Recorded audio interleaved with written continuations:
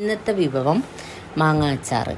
അതിനായി 1 കിലോ പച്ചമാങ്ങ കഴുകി തുടച്ച ശേഷം കട്ട് ചെയ്ത് മാറ്റി വെക്കുക. അതിലേക്ക് ആവശ്യത്തിന് കല്ലുപ്പിട്ട് നന്നായി ഇളക്കി യോജിപ്പിച്ച് അടച്ച് വെക്കുക. പിറ്റേ ദിവസം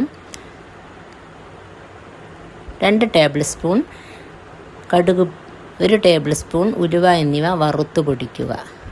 പിന്നെ ഒരു വലിയ പാൻ അടുപ്പിൽ വെച്ച് നല്ലെണ്ണ ചൂടാക്കുക. ചൂടായ ശേഷം തീ ഓഫ് ചെയ്യുക. അതിൽ നിന്നും കുറച്ച് എണ്ണ മാറ്റി വെക്കുക. ആ എണ്ണയിലേക്ക് 3 ടേബിൾ സ്പൂൺ കാശ്മീരി മുളക് പൊടി, 3 ടേബിൾ സ്പൂൺ സാദാ മുളക് പൊടി എന്നിവ നന്നായി ഇളക്കി യോജിപ്പിക്കുക. ഇതിലേക്ക് 1 ടേബിൾ സ്പൂൺ കായംപൊടി, വറുത്ത് പൊടിച്ച് വെച്ച ഉലുവ, കടുക് പൊടി എന്നിവ ഇളക്കി അതും നന്നായി യോജിപ്പിച്ച ശേഷം തലേന്ന് മുറിച്ച് വെച്ച മാങ്ങ വെള്ളത്തോടു കൂടി തന്നെ അതിലേക്ക് ഒഴിക്കുക. ഇതും നന്നായി ഇളക്കി യോജിപ്പിച്ച ശേഷം ലാസ്റ്റ് 1 ടേബിൾ സ്പൂൺ പഞ്ചസാരയിട്ട്